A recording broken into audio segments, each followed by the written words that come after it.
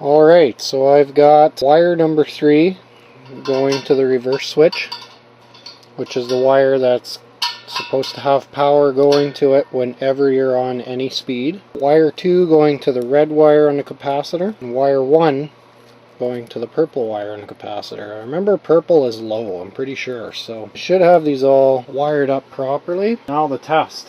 Does it work? Okay, well, we've got nothing right now. There's a very slight possibility we could be in position off. No. She's not right.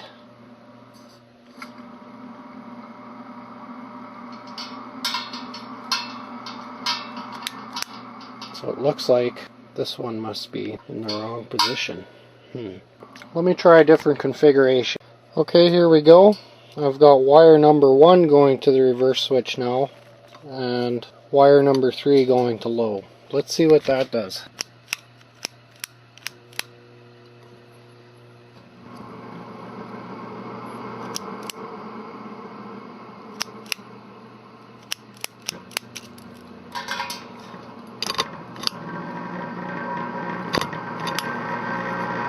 Same thing. Alright, here is the last configuration. I've got wire number 2 going to the reverse switch now. These 2 wires are going to the capacitor wires. Let's try that. Same thing. So that's telling me that these new switches just aren't compatible with these old fans, because this old switch, like I've mentioned before in the other videos and probably earlier in this video, but I'm going to say it again, whenever one of these 2 capacitor wires are switched on, you got power constantly going out this 3rd wire, which went to the reverse switch. The way this fan governed its speeds was by switching between 1 or 2, or having 1 or 2 both together for high. It looks like must be on newer fans they do that totally differently, and each of these are individual contacts or whatever. You don't have one that's always constantly getting power when one of these 2 are switched on. So that means I'm gonna have to get creative here. Alright, so now I got this orange wire coming from the reverse switch tied in with both the purple wire going into the capacitor and with this white wire coming from the switch. See what that does for us. That should mean 1 speed will work. Oh shoot. I've got a bare wire here. Oh well, it'll be fine.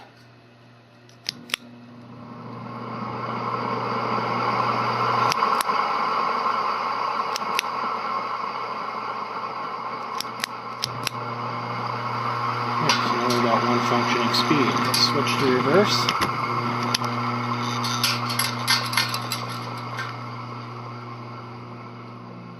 Oh yeah, there's our low. Alright, well check out that nice plate of spaghetti. Now I'll try to explain what I've done here. Start with this wire that was supposed to have constant power whenever speed 1, 2, or 3 are selected. The wire that goes to the reverse switch. It is now tied in separately to both the capacitor speed wires. Okay, now I've got wire number 1. You know, the more that I look at this, the more I realize this isn't going to work. I'm going to have 3 high speeds, just watch. Anyways, I've got wire number 1 going to the purple wire. Now wire number 2 is going to our red wire. And now wire 3 is going to this Mirette, which splits out in 2 to give power to both of the capacitor wires for high. But now I'm realizing that isn't going to work at all, because even if I select speed 1, power is going to leach through this jumper wire here to the second capacitor wire, so it's just all 3 poles are going to be high speed. But whatever, we're going to try this anyways. Okay, plugging her in, maiden voyage.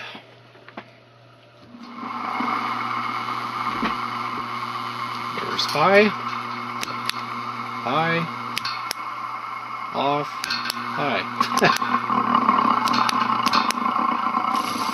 These poor bearings aren't very happy. Whew, that's lots of torque. Yeah. All 3 speeds are high. If only there was a way I could make this work. How could that be done? Well, as much as I wanted this to work, it just will never ever work. Because I can't have all 3 speeds with these newer style switches. If I wanted just low and medium, it would work because I wouldn't have to tie these 2 wires together. If I wanted just high, then I just put all the wires together on one or tie the other 2 wires and have all 3 selections high. Kind of like it is right now, but I could minus all this extra spaghetti. So I guess that just isn't going to work. If I want it to have any speed, I want it to have its high speed, because then I can just use a switch like this. But for the purpose of demonstrating the fan's operation on a video, it won't have its original speeds. So I'm going to change this up so that it's just on high all the time whenever you turn the switch on. Oh my goodness. Oh, that scared the bejeebus out of me. I didn't know it was plugged in. What if I would have started pulling these wires apart? Oh man, sometimes. Okay, well, after a brutal amount of finessing, we've got her in. I ended up just making wires 1 and 3 connected to all 3 of the fan wires. So it'll be on, off, and so on. That should be pretty good.